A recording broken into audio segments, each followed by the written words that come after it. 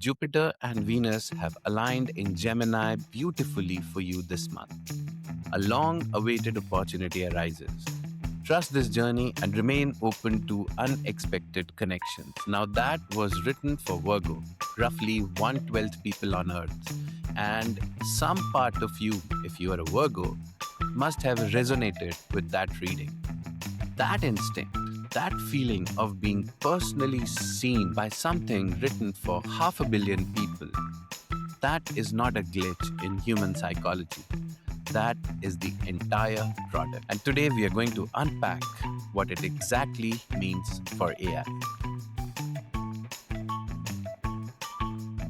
Welcome back to another episode of Tutor Tuesday on my channel, the AI Unpacked. I am Raj, and today we are tackling a question requested by a subscriber and something that I've been sitting on for quite a while. Will AI replace astrologers?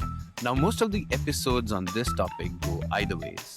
Either people support AI, that AI is amazing, it can calculate faster than humans can calculate, it can review parameters. If you feed information into AI, it can give you better results, it can ensure that there are lesser mistakes, and they can give better predictions keeping all these variables in mind.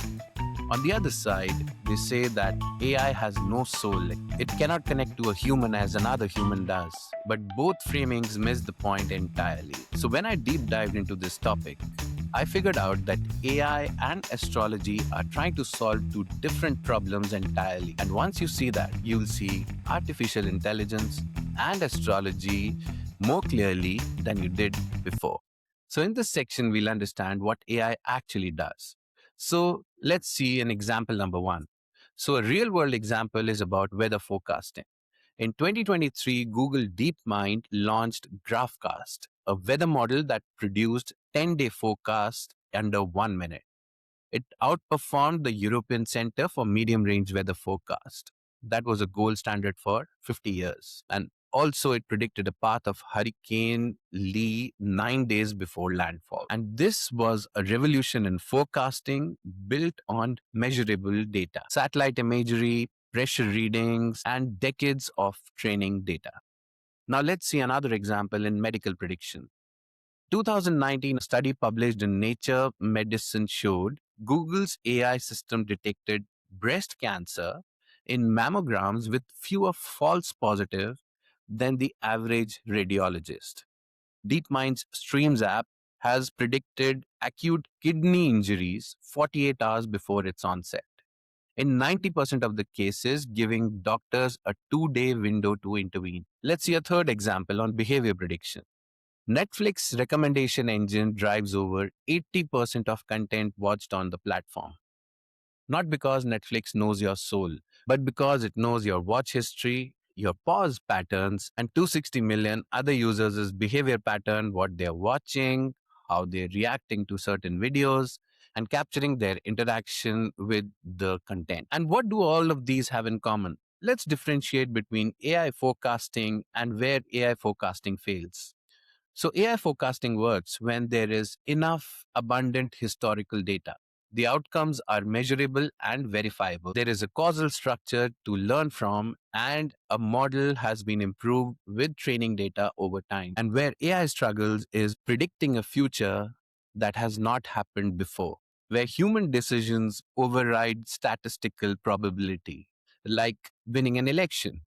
You never know what factors humans are considering. Even there is historical data where you can only be certain percent probable that this will happen, where a question cannot be reduced to data points, when a system cannot fail, learn, and iterate over time. So with all this power AI has, it cannot tell you if you will find love this year. Let's look at that question and let's see who has been answering this question for more than 3,000 years for people.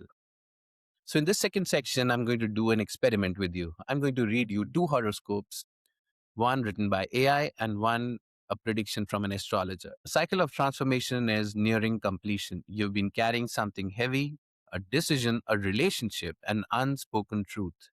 The coming weeks ask you to release what no longer serves you for your highest self. That's section A. Now, section B, your natural sensitivity has been both your gift and your burden lately. Others may not see your effort, but the right people do.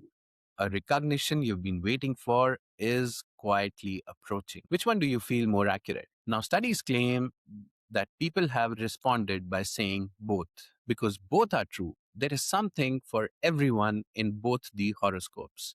Now, this is called the Burnham effect, which is named after P.T. Burman, the showman who said that there is something for everyone. There was a psychologist, Paul Mell, who coined this term to show that these statements might feel personal, but they are universally applicable for everybody. In 1985, there was a study. 28 experienced astrologers were given personality profiles, and they had to link it to people whose birth data was given to these astrologers. Now, science calculated a 33% probability that an individual could be matched with a particular profile. But the result was that the astrologers performed exactly at the chance level, 34%. So in 1985, when the study happened, science debunked astrology, but still nothing changed. Why? Because science was trying to answer the wrong question. Astrology was never trying to be accurate. It was trying to be meaningful. Those are not the same things, and confusing them is the mistake everybody is making. So, what is astrology actually selling? Astrology is not failed predictions. It is not about accurate predictions either. It is successful meaning making based on current scenario. And it does three things which AI cannot replicate. First function is building a narrative. Second is a permission structure. And third is a feeling of being seen or a feeling of being heard. Now let's understand these three functions one by one. First function is building a narrative.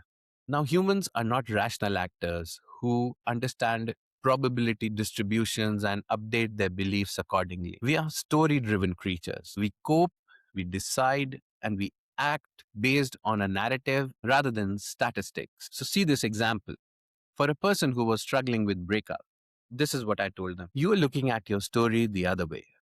People leaving you is a way of clearing toxic connections from your life and making way for a much stable version of who is comfortable and confident in her own energy. And once you're in that energy, you will attract a soulmate where you'll have a long-term stability and abundance. So this narrative connects with people more than just stating the facts.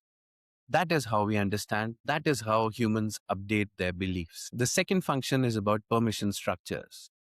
Subconsciously, people are asking for permission from an astrologer who's looking at their life from a third person perspective and has more information due to the knowledge of astrology, how planets are placed, and the experience that person carries. So, giving permission is the most underrated function of astrology, but the most fascinating one, because a person is asking for permission to think in a way or to expect an outcome from an astrologer. So if AI says you have 58% probability of forming a meaningful new relationship this year, it produces no effect to you. It might be more accurate because AI is calculating this from a lot of probabilities and it has a lot of variables, but you're not able to relate to it because you were looking for something else. Now, what was that? Now, let's read the last line from my prediction where I say, then you will attract a soulmate with whom you will have a long term stability and abundance. So, this sort of gives you permission to look for love this year and gives you the confidence that there is a high chance that you will find it this year. The third function, the feeling of being seen, it is documented across philosophy, psychology, and anthropology. The need to feel that our inner experience is recognized by somebody. Now, let's see this with an example. A skilled astrologer says, you've been right in your actions. You did all the hard work and universe sees everything. You feel seen, you feel heard, even if the statement applies to millions, even if no celestial body affected your personality, it is the mechanism of being seen or heard that matters. And that is what astrology delivers reliably. Where does AI hits an honest wall? Now let's see where AI forecasting hits genuine limits, not because it's not powerful, but because it is honest. This is a question which a lot of people ask me in my consultations, and it is not restricted to a particular age group. And this is a question that appears on all astrology apps. Will I find love this year? So AI is programmed with a lot of variables, and it will come to a conclusion that social exposure is the strongest predictor of new relationships. It will ignore personality types, it will ignore your looks, and even your rising sign unless you feed your personal information to it. But still, the best AI systems don't just make predictions, they quantify their own uncertainty. Whatever they are telling you, what they mean is, I'm 70% positive on this, and these are the factors that could make me wrong. But this statement is emotionally insufficient because at the moment of existential uncertainty, will this work out for me? People do not need these kind of probabilities. They need a story. They need reassurance. They need someone to hear them, and they need someone to guide them that you should take this path. So let's differentiate with an example. So AI's output on will I find love this year is based on your inputs, there is a 61% probability of a meaningful new connection in 12 months. The largest variable is social exposure. And an astrologer would predict Venus moves in your fifth house of romance in next 10 days, a cycle that only happens in 12 to 13 months.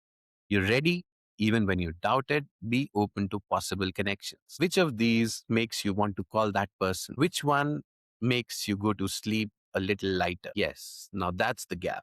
And that gap an AI cannot close by getting smarter. It's a gap because these two systems are designed for entirely different human needs. So finally, will AI replace astrologers?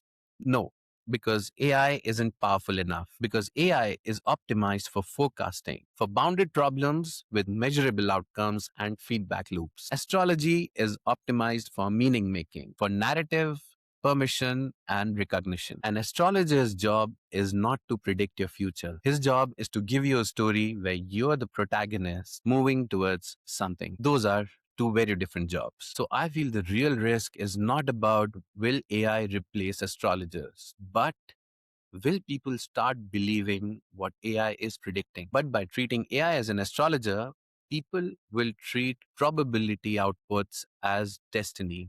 Understanding that distinction is AI literacy, and that is what this channel is for. And before you go, I want you to do something which will help you understand this. This week, whenever AI gives you an output, either a health update, a credit score, or a recommendation, a chatbot diagnosis, ask yourself this question: am I treating this probability output as my destiny? Because if you are, you just turned a data model into an astrologer, and you deserve better from both. If this episode made you think differently about AI or astrology, share it with your friends and comment your views or suggestions. I'm Raj. This is the AI Unpacked. I'll see you Thursday at 7 p.m. with top 3 stories this week on AI globally. Until then, stay curious. Namaskar.